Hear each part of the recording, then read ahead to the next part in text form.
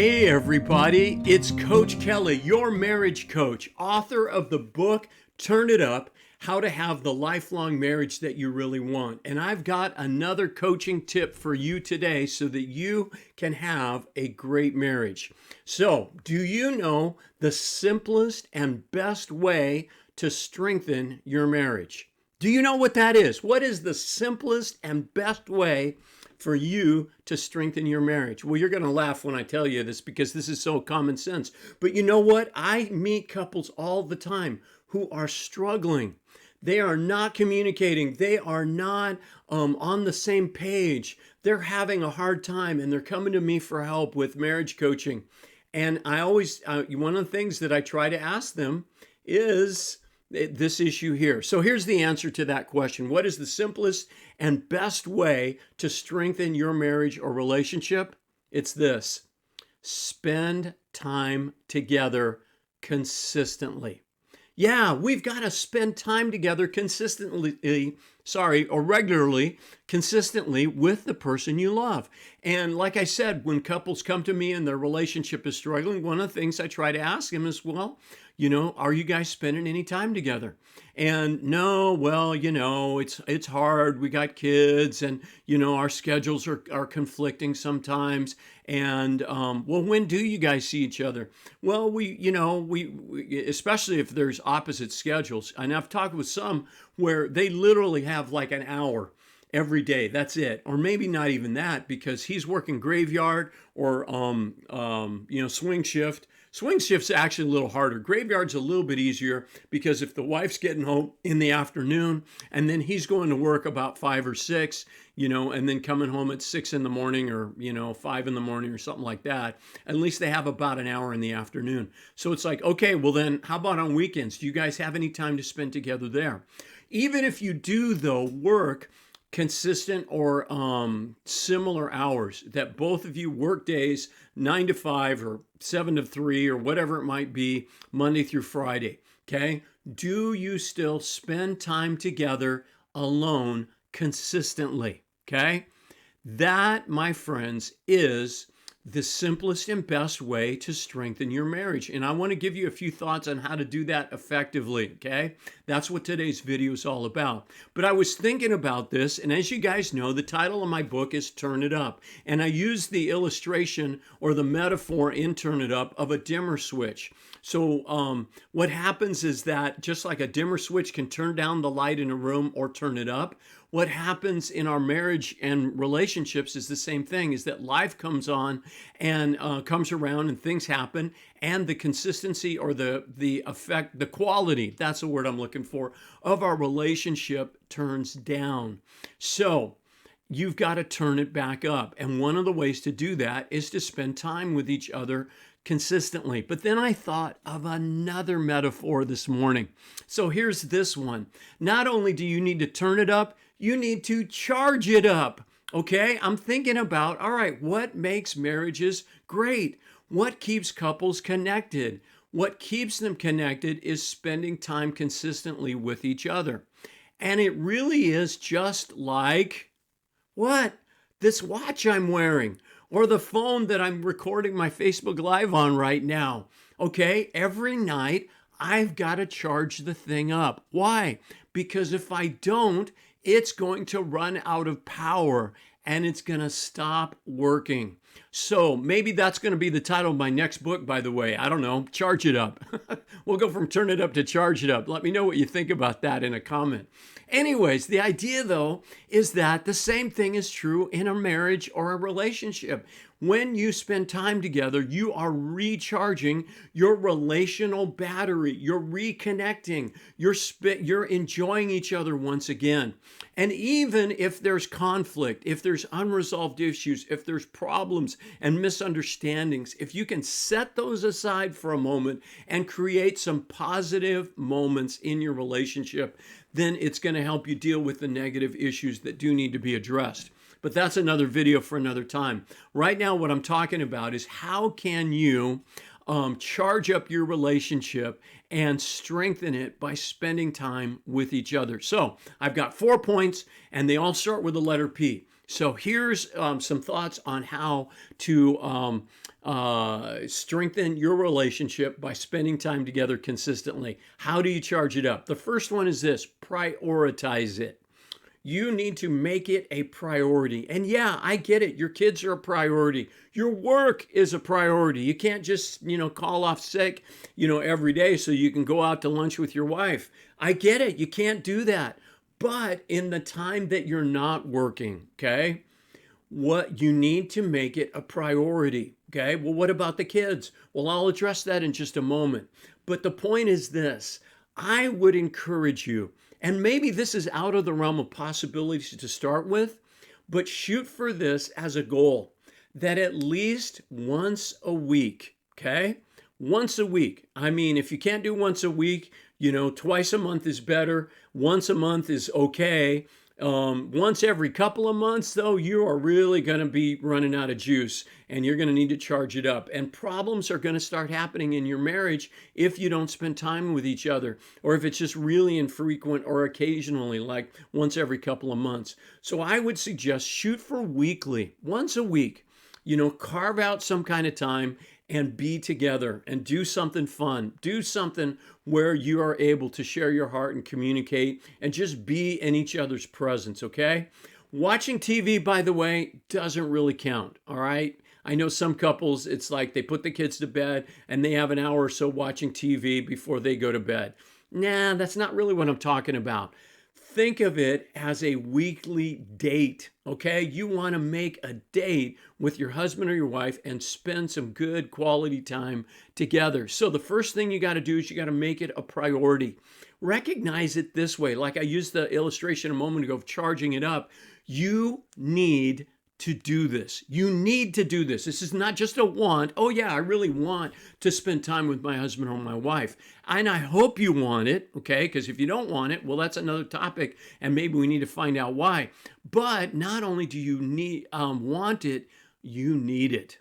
You need it. Your marriage will have problems if you don't prioritize spending time together consistently, once a week, or maybe once every couple of weeks.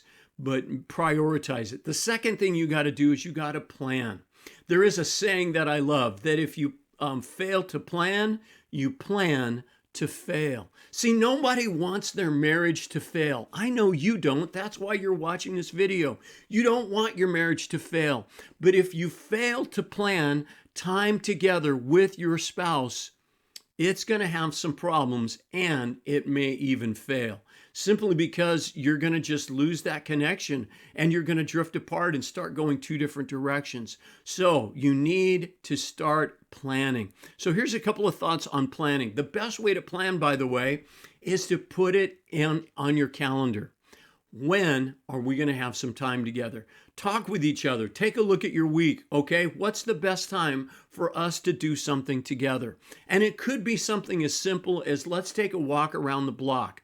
It could also be going out to dinner. It could be, going to a park or whatever. But it doesn't matter necessarily what you do. It's that you're doing something together and doing it consistently. You need to plan.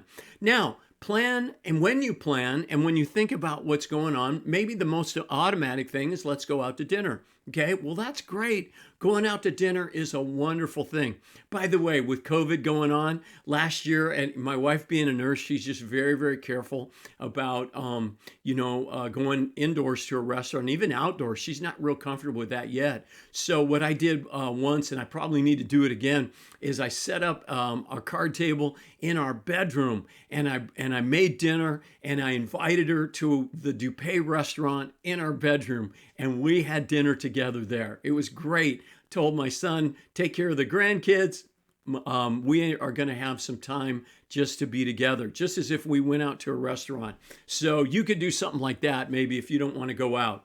But you also think about variety. If the easiest thing to do is just go out to dinner, okay, well then start going out to dinner. But if 52 times a year, in other words, once a week, every Monday night, you're going out to dinner, guess what? It's going to get old. It's not going to be as special. There's nothing special about eating not meeting, but eating a meal together. What makes it special is the conversation you have while you're eating your meal. And if you're doing the same thing all the time, it may be like, okay, well, we're on our date night, and you just sit there and you eat and then you go home. That's not a date, okay? I mean, it's better than nothing, I suppose, but it's not really going to help you have a good marriage, all right? It's not going to strengthen things in your relationship or connection. Okay, so anyways, what I'm saying though is that you need to put some variety into your dates, into your time together. One thing I've learned is that guys like side-by-side activities. Okay, when guys get together, what do we like to do? We like to play golf. We like to watch a football game or a basketball game or a baseball game. We like to do things with a buddy sitting next to us that we're looking at something or doing something together. And in the course of doing something, we're spending time and we're talking. Women, on the other hand, generally like face-to-face, looking at each other. For example, if you say, hey, what would you rather do? Watch the Laker game tonight on TV or go out to dinner? A wife is probably going to say, let's go out to dinner. So what I'm saying is that you do both, okay? Have some time together doing both things. So sometimes the date for my wife and I is we're doing projects here in our house, but we're doing it together. And while we're doing it together, we have a chance to catch up on things and talk about things. Or we're having coffee together. And if you do say, well, let's go see a movie. Well, fine, but spend some time where you can talk about that experience and do some things with that. So you want to add some variety. The other thing that's important as you plan is be consistent.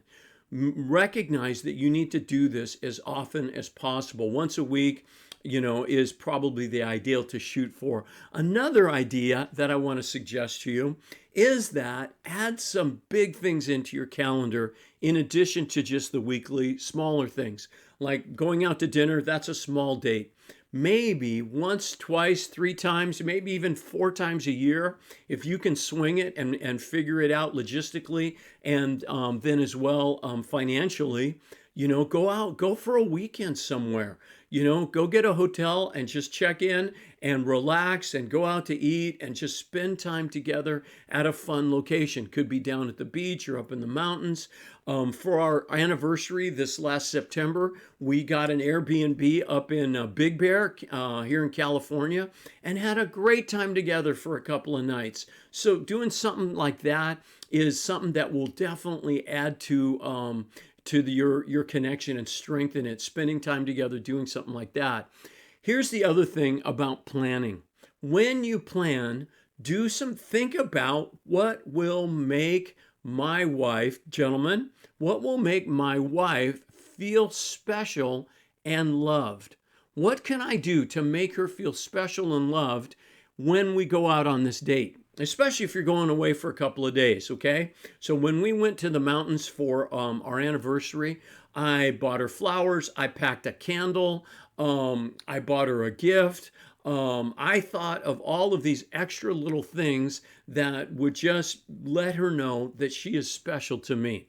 Ladies, same way. Think about what is going to make your husband feel special and then plan some of those things into the event or the date. Maybe it is saying, hey, you know what? For our date night tonight, let's watch the Laker game because I know you don't want to miss it.